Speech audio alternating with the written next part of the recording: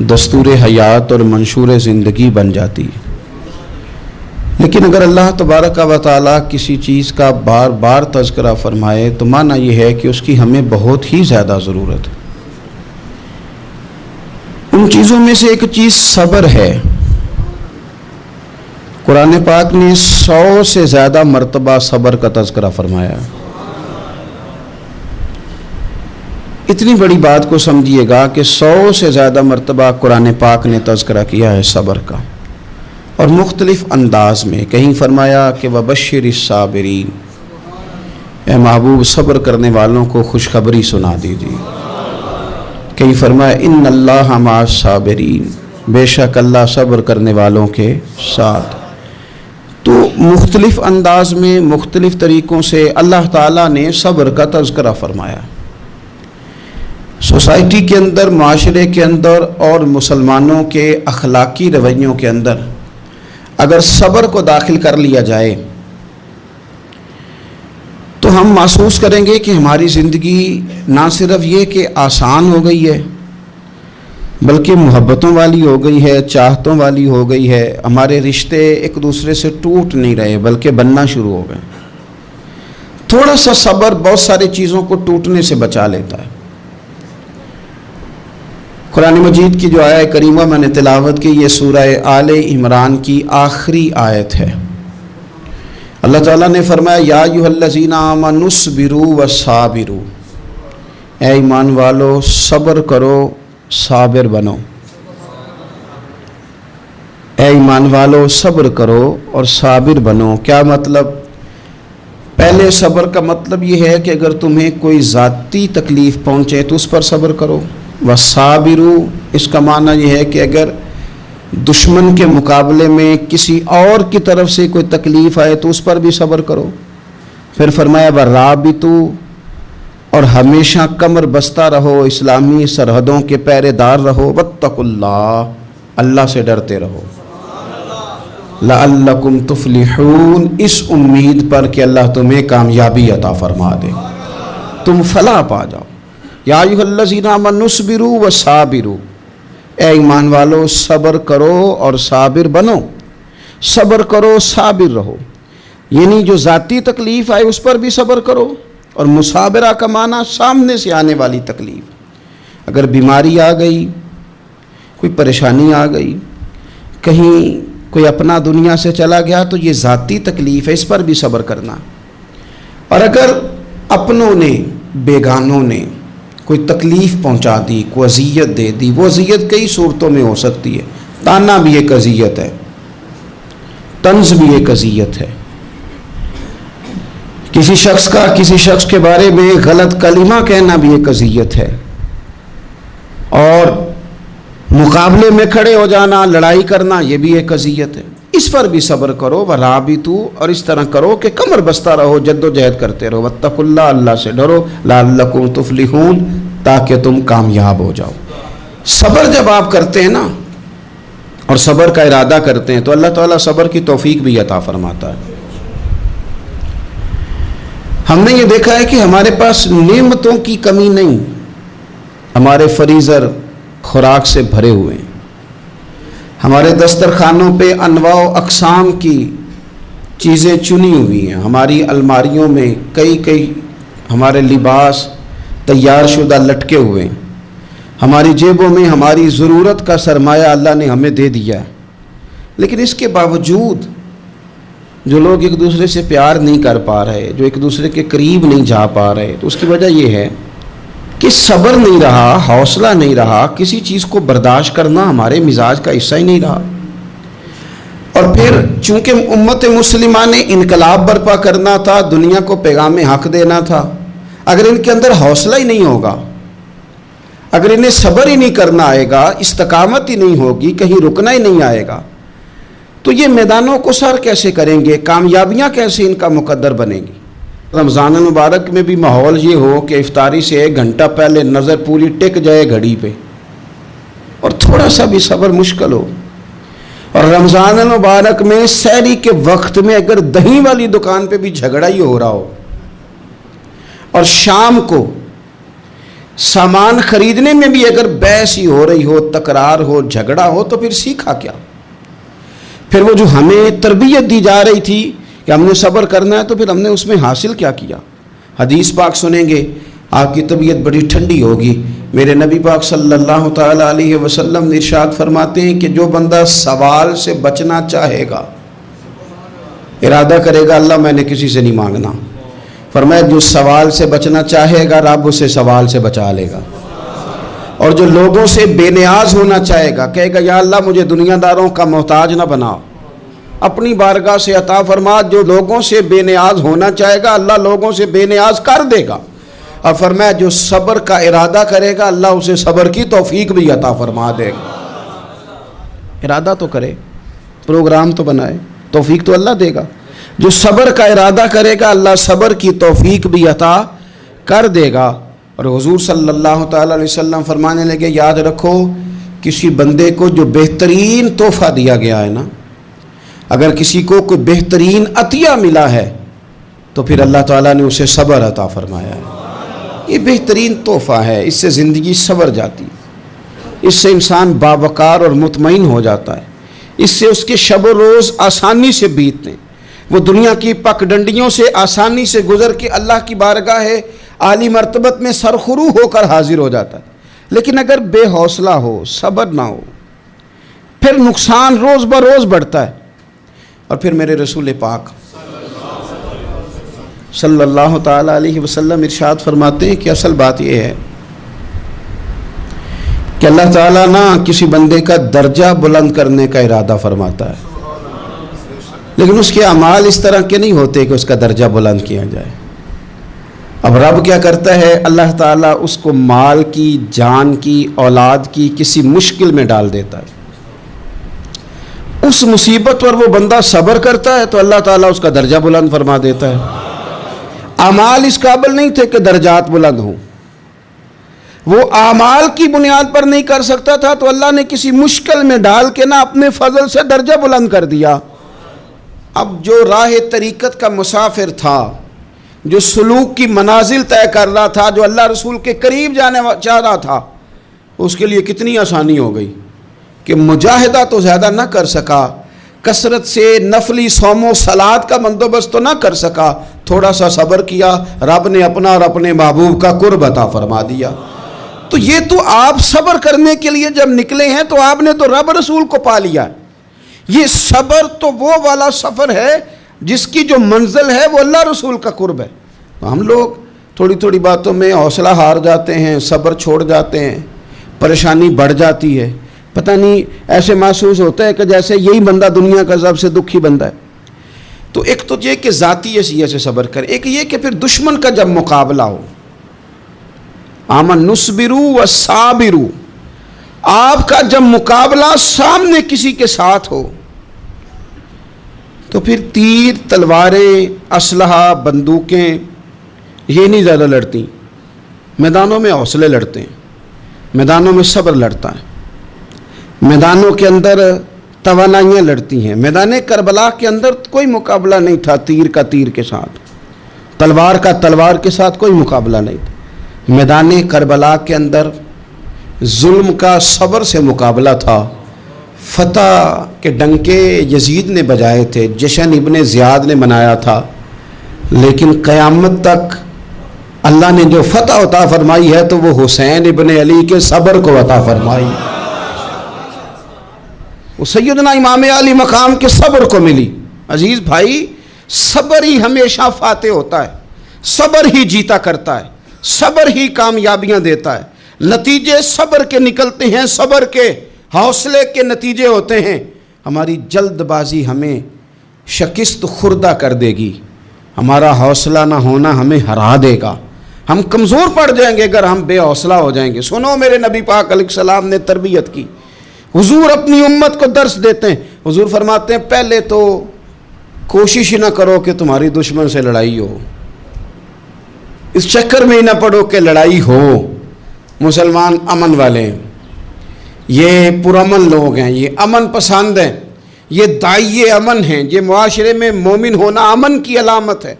फरमाया पहले तो یہ پروگرام ہی نہ بناؤ کہ تمہاری لڑائی ہو، اور فرمایا پھر اگر ہو جائے نا تو پھر صبر کے ساتھ مقابلہ کرو، پھر ڈٹ کے مقابلہ کرو، اور پھر یاد رکھو کہ یہ جو جنت ہے یہ تلواروں کے سائے میں ہے، جنت تلواروں کے سائے میں تمہیں ملے گی۔ پھر ڈٹنا سیکھو۔ پہلے تو بات یہ کہ تم یہ ارادہ ہی نہ کرو لڑائی، اور اگر کبھی ہو جائے وہ لوگوں کو بتاؤ کہ ہیں ہم پرامن لوگ، پر دین کے لیے کھڑا ہونا ہو تو پھر ہم سے زیادہ کسی کو کھڑا بھی نہیں ہونا آتا، پھر ہم سے زیادہ کسی کے پاس طاقت بھی نہیں۔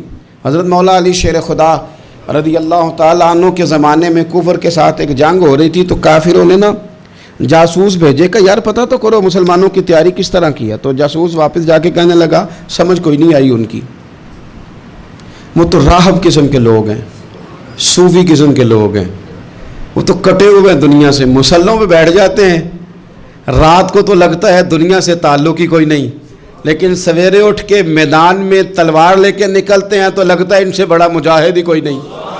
یہ عجیب لوگ ہیں کہ رات کو مسلح پہ بیٹھے ہیں تو لگتا ہے کٹ گئے دنیا، یہ صوفی لوگ ہیں، درویش ہیں۔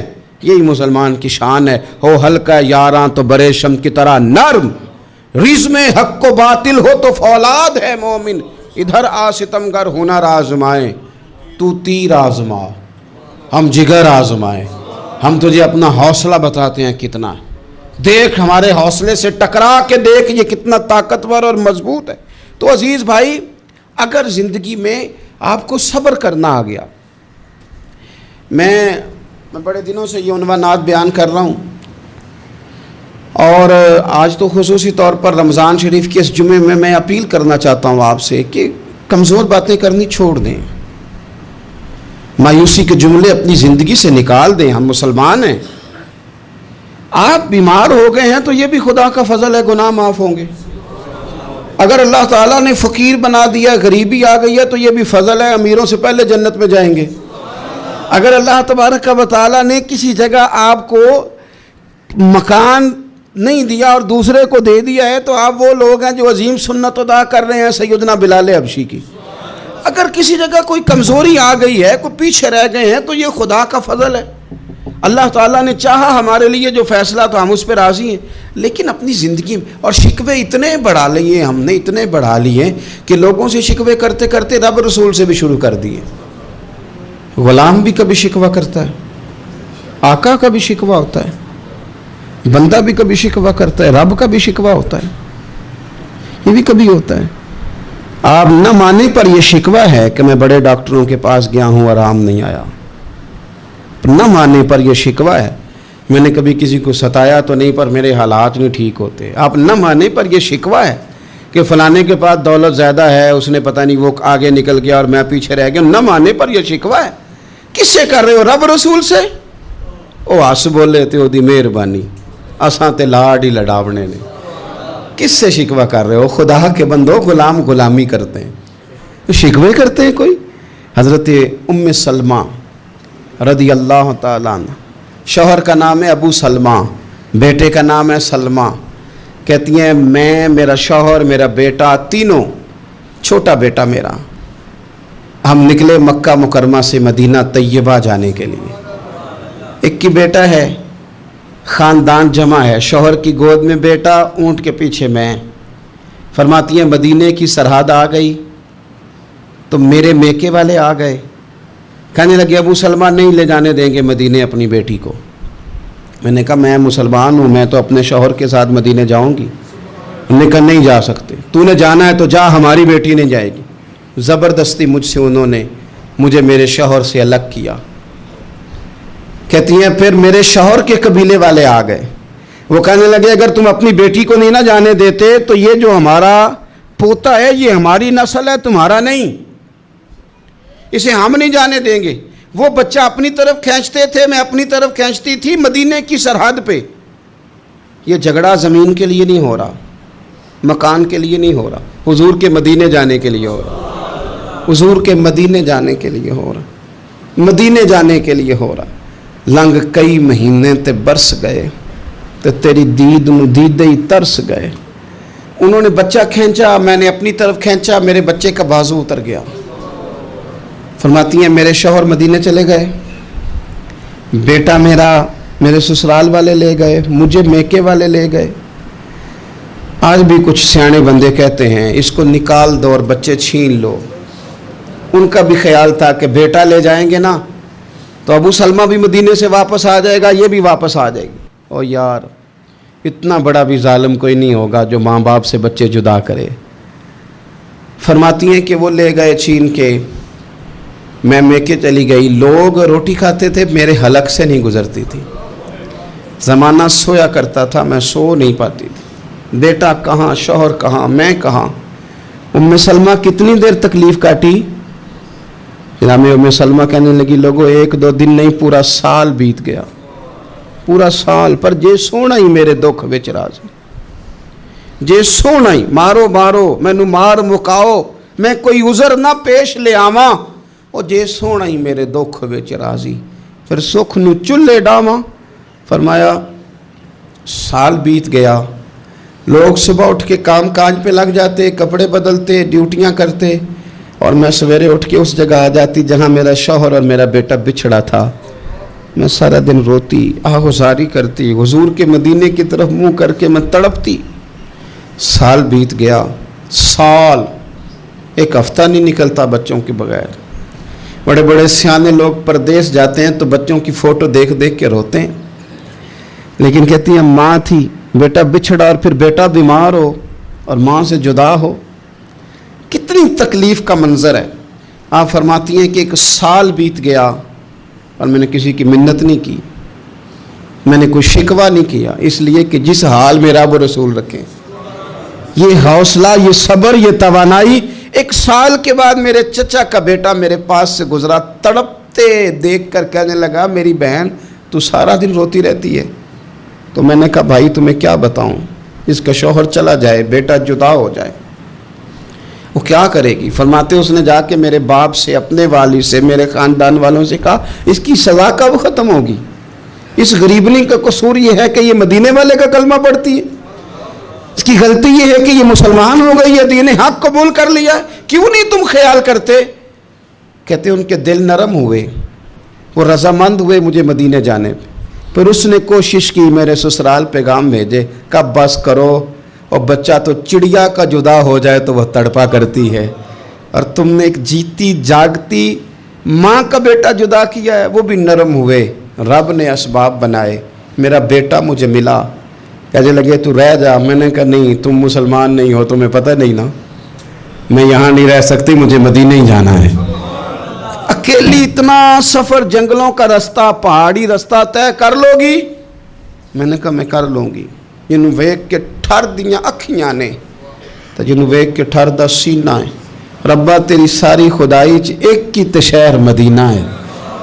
کہتی میں اونٹ پہ بیٹھی, بیٹا میں نے گود میں بٹھا لیا, میں سفر کرنے لگی, پر دل میں کھٹکا تھا کہ اتنا لمبا سفر, بیٹا چھوٹا ہے, کیسے کروں گی. کہتے مجھے عثمان بن طلحہ مل گئے. کہنے لگے کہاں جا رہی ہو بہن. میں نے کہا مدینے. کہنے لگے اکیلے جاؤ گی.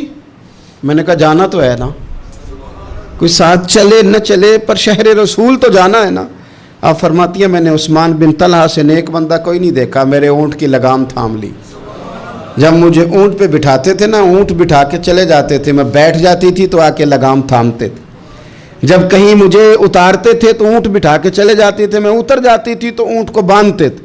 سونا ہوتا تھا تو اونٹ بٹھا دیتے, میں اتر جاتی, وہ دور جا کے لیٹ جاتے. فرماتی تھی پھر میرے لیے میرے رب نے اسباب پیدا کیے اور میں مدینہ پہنچی.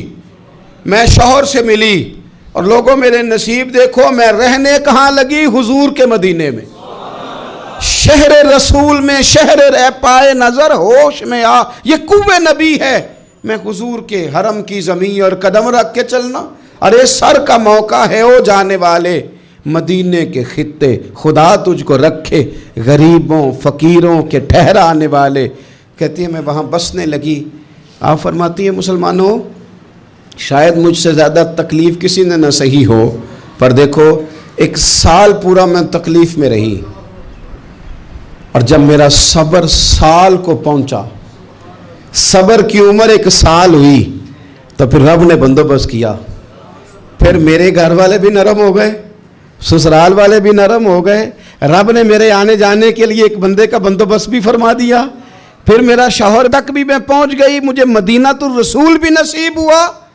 1 سال میں نے صبر کیا تھا, رب نے مجھے مستقل مدینے کا ٹھکانہ عطا فرما دیا. لیکن جو بندہ صبر ہی نہ کر پائے, جو صبر ہی نہ, جو کہ جی بڑی دور سے آیا ہوں, بڑی دیر ہو گئی, بڑا ٹائم ہو گیا, کب جا کے مسئلہ حل ہوگا, وہ جو آپ نے بتایا تھا وہ تعویذ کب اثر کرے گا, وہ دعا کب قبول ہوگی, وہ فلانا معاملہ کب, بھئی یہ ڈیٹ تو آپ کو رب رسول ہی دے سکتے ہیں. بندہ تو کوئی اطلاع ہی دے گا, پیغام ہی دے گا, دعا ہی کرے گا. اگر زندگی میں حوصلہ ہی نہیں ہوگا, اگر آپ کو یہ قرار ہی نہیں آئے گا, ٹھہرنا ہی نہیں آئے گا کسی میدان میں. دیکھیں کچھ ایسی اذیتیں ہوتی ہیں جو اذیت ناک ہوتی ہیں, لیکن اگر غلامی میں آ جائے نا آپ تو وہ اذیت ناک نہیں ہوتی, اس چبھن میں مزہ آنے لگتا ہے. کئی درد بھی مزیدار ہوتے ہیں, کئی درد بھی, کبھی زخم ٹھیک ہونے پہ آ جائے نا تو اسے چھیڑو تو مزہ آتا ہے, اس لیے کہ کچھ درد بھی مزیدار ہوتے ہیں. آتش سے کسی نے کہا تو روتا بڑا ہے, اس نے کہا محبوب کی یاد میں تڑپتا ہوں, ابھی تو ایک دل ہے, میرے تو خواہش تھی کبھی 2 ہوتے نا تو صحیح کر کے تڑپتا. رب نے دل ایک بنایا, کہتا وہ مزہ دیا ہے تڑپنے کہ میری آرزو ہے یا رب میرے دونوں پہلوؤں میں دل بے قرار ہوتا. درد میں بھی مزہ ہے, پر شرط یہ ہے کہ لوگ درد میں بھی جینا سیکھیں. ہم نہ آرام میں جینا چاہتے ہیں, پنکھے کے نیچے جینا چاہتے ہیں. کاش کہ ہمیں صحرا میں بھی نیند کا مزہ لینے کا طریقہ آئے, پھر زندگی کے سارے راستے آسان ہیں, پھر اقرار بھی مشکل نہیں. لیکن چونکہ حوصلہ نہیں, صبر نہیں, وہ والا قرار نہیں جو ایک مسلمان سے رب رسول کا مطالبہ ہے. حدیبیہ کے موقع پہ نا نبی پاک صلی اللہ علیہ وسلم نے جو شرطیں کافروں کے ساتھ طے کی تھی نا, حضور نے نور بصیرت سے کی تھی نا, تو انہی شرطوں نے پھر فتح کے باب کھول دیے. ان فتحنا لک فتحا مبینا. ایک شرط یہ تھی کہ اگر کوئی مسلمان مدینے سے مکے آئے گا تو مکے والے واپس نہیں کریں گے, رکھ لیں گے. پھر غور کریں, کوئی مسلمان اگر مدینے سے مکے آئے گا تو مکے والے واپس نہیں کریں گے, اور اگر کوئی بندہ مسلمان اپنے آقا کی مرضی کے بغیر مسلمان ہو جائے اور وہاں سے وہ مدینے آئے گا تو حضور پناہ نہیں دیں گے. تو میرے بھائی, محبوب کی طرف سے آنے والا نہ صرف سوکھ ہی نہیں قبول کرنا چاہیے, دکھ بھی قبول کرنا چاہیے, دکھ بھی قبول کرنا چاہیے. ہمارا یہ مسئلہ ہے کہ ہم نہ میٹھی میٹھی کے قائل ہیں, کڑوی کڑوی کے قائل نہیں. اگر وہ کبھی دکھ دے نا تو محبوب کا دکھ بھی سکھ سمجھ کے قبول کرو. ہاں اس کی طرف سے کانٹا ہے کبھی تو اسے پھول سمجھ کے قبول کرو, وہ چبھے گا نہیں, انشاءاللہ مزہ ہی دے گا, وہ قبول تو کرو نا. تو اب حضرت ابو بصیر رضی اللہ تعالیٰ عنہ ایک صحابی تھے, ایک تو حضرت ابو جندل رضی اللہ تعالیٰ عنہ تھے نا, تو وہ تو حدیبیہ میں آ گئے. حضور مجھے لے جائیں, تو نبی پاک نے فرمایا میں نے وعدہ کر لیا ہے, ان کو بھی حضور نے واپس بھیج دیا. اور یہ بیچارے نا اپنے آقا کی جیل توڑ کے مکے سے بھاگ کے مدینے آئے. یا رسول اللہ مجھے قبول کر لے, میں بھاگ آیا ہوں, وہ بڑا ظلم کرتے ہیں, مارتے ہیں, تکلیف دیتے ہیں. وہ آئے تو ادھر سے نا اس کے مالک نے 1-2 بندے بھی بھیج دیے رکا دے کے کہ یا رسول اللہ آپ کا تو وعدہ تھا کہ آپ بندہ رکھیں گے نہیں. یہ آئے اور رکا بھی آ گیا. اب ذرا منظر کو سمجھے. ہمارا تو یہ مسئلہ ہے کہ کہتے ہیں کہ میری 99 باتیں مانی ہیں, ایک نہیں مانی, لہذا میرا تعلق ہی کوئی نہیں. لیکن یہاں کیا کیفیت ہے, بندہ رو رہا ہے, تڑپ رہا ہے, حضور میں مار سے بچتا ہوا آیا ہوں, جیل توڑ کے آیا ہوں, مجھے قبول کر لیں. ادھر رکا آ گیا کہ آپ کا وعدہ تھا رکھیں گے نہیں. اب یہ کتنا مشکل مسئلہ ہے, لیکن رسول پاک علیہ السلام نے فرمایا ابو بصیر میں نے وعدہ کیا یار تجھے واپس جانا پڑے گا. اوئے ہوئے ہوئے. لوگ تو کہتے ہیں نا کہ وہ پیر صاحب نے کہا تھا تو میرا کام نہیں ہوا, لہذا میری بیعت ہی گئی, چھٹی ہو گئی. ماحول ہی بڑا عجیب ہے. حضور نے فرمایا واپس جا, لیکن جے کر یار دے نام دا ملے مینا. پھر انہوں چولی پا لئیے مینے نو, پنجے سٹیے نا. جے کر یار دے نام دا, سامنے والے نے تانا سمجھ کے دیا تھا, پر یار کے نام کا تھا نا. اس نے کہا لا صحیح, سونے کے نام کا ہے نا. تانا ہوا تو کیا ہوا. جے کر یار دے نام دا ملے مینا, انہوں چولی پا لئیے پنجے سٹیے نا. تے جے کر یار دے نام دی ملے سولی, پھر جھوٹا جھوٹ لئیے تے پیچھے ہٹیے نا. جھوٹا جھوٹ لئیے. اب لکھنے والے کا بھی اپنا انداز ہے نا، کہتے ہیں یہ بھی میرے لیے جھولا ہی ہے، یہ بھی آرام کی جگہ ہی ہے، جھوٹا جھوٹ لئیے تے پیچھا ہٹیے نا۔ حضرت ابو بصیر رضی اللہ تعالیٰ عنہ سے حضور نے فرمایا واپس جانا ہے، کہ سونے ٹھیک ہے، کوئی شکوہ نہیں، کوئی گلہ نہیں، یہ بھی میرے محبوب کا حکم ہی ہے۔ اور کیا بات ہے، میرے نبی وعدوں کے پکے ہیں، کیا بات ہے، حضور نے جو کہا کر کے دکھایا۔ کہتے ہیں میں واپس جا رہا تھا، ایک دو بندے ساتھ تھے، جب مدینے کی حد گزر گئی نا، حضور نے تو کہا تھا نا مدینے میں پناہ نہیں دینی، تو میں نے اس سے کہا یار تلوار بڑی سونی ہے، ذرا دکھانا۔ اس نے دکھائی تو ایک کی میں نے گردن کاٹ دی، دوسرا ویسے ہی بھاگ گیا، اور بھاگ کے حضور کے پاس آیا، جی اس نے تو مار دیا۔ تو سرکار فرمانے لگے میں نے تو وعدہ پورا کیا تھا نا، تم سے نہیں سنبھالا گیا تو معاملہ تمہارا ہے۔ اب حضرت ابو بصیر رضی اللہ تعالیٰ عنہ واپس آئے، عرض کی حضور اب میرے لیے کیا حکم ہے؟ حضور نے فرمایا میاں حکم وہی ہے، مدینے میں ہم نہیں رکھ سکتے، تم مدینے میں صحابہ تھے نا، حضور کی باتوں سے خوشبو لیتے تھے، مدینے میں نہیں رکھ سکتے۔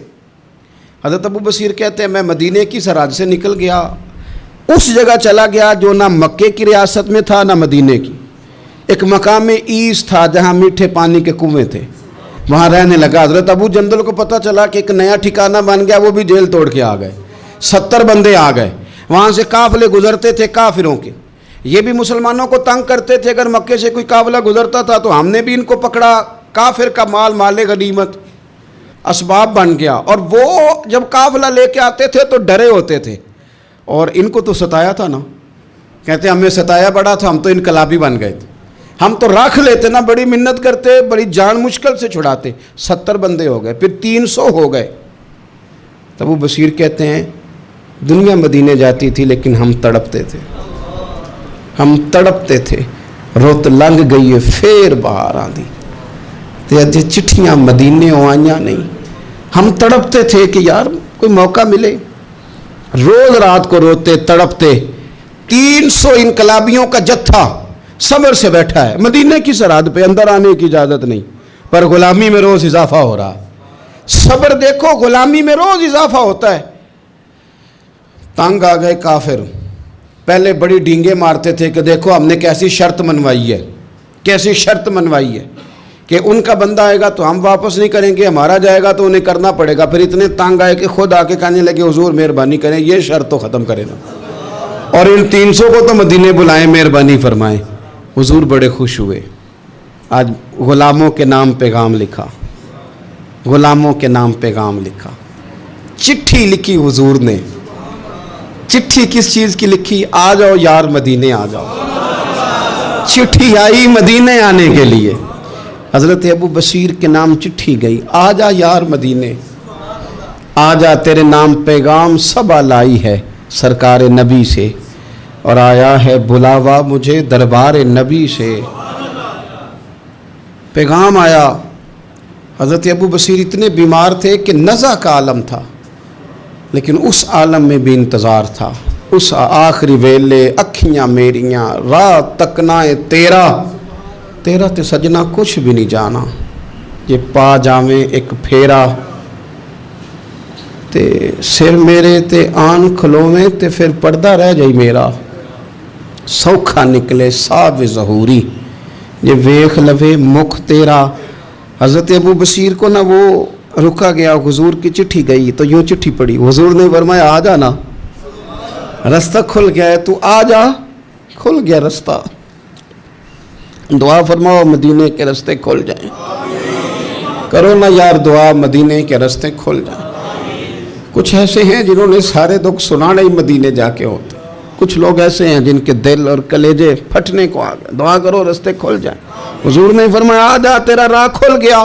حضرت ابو جندل کہتے ہیں میں سرانے کھڑا تھا، حضرت ابو بصیر کے خط پڑھا، مسکرائے، اشارے سے کہنے لگے کہ دیکھ میرے نبی کا خط ہے، حضور کی چٹھی میرے نام آئی ہے پڑھنا، تو میں نے بھی پڑھی، پہلے روئے پھر کلمہ پڑھا، پھر میرا ہاتھ تھاما، روح ہی پرواز کر گئی، ہمیشہ کے لیے، ہمیشہ کے لیے۔ وہ ظاہری جسم کے ساتھ تو مدینے نہ پہنچے، پر قبر میں گئے تو مدینے والے کی زیارت نصیب ہو گئی، قبر میں حضور کی زیارت نصیب ہو گئی، قبر میں۔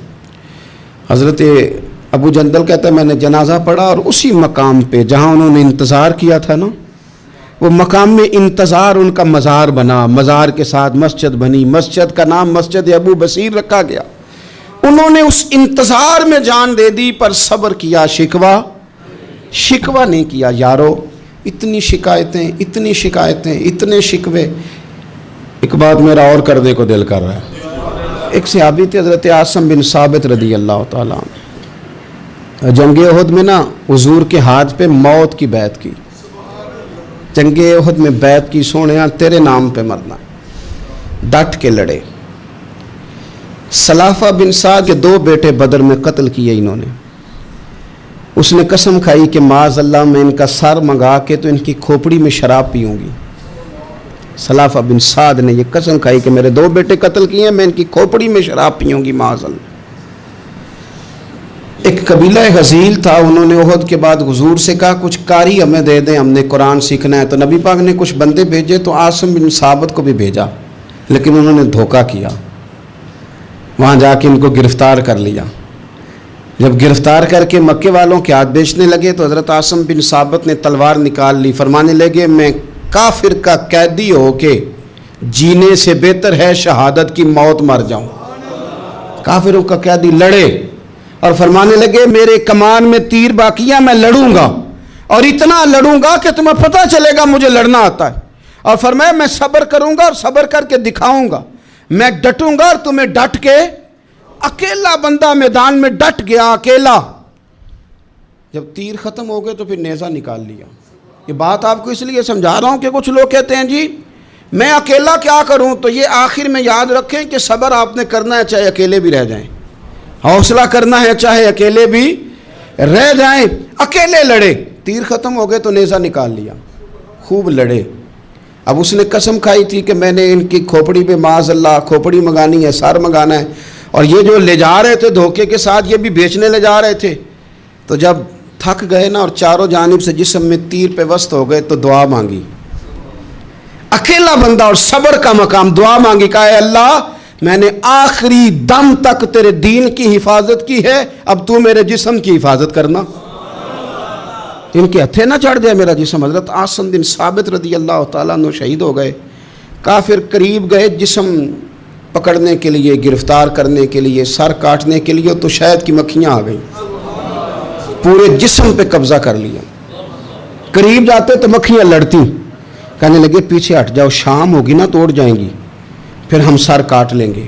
شام تک چاروں جانے بیٹھے رہے، نہ کوئی ہوا آئی، نہ کوئی بادل برسا، نہ کوئی طوفان آیا۔ شام کو انہوں نے اٹھانا تھا، ایک ریلا آیا پانی کا، اور جناب عاصم بن ثابت کی لاش مبارک کو بہا کے لے گیا۔ میرے رب نے اس میدان میں بھی یہ بتلایا کہ جو صبر کرے نا رب اس کے جسم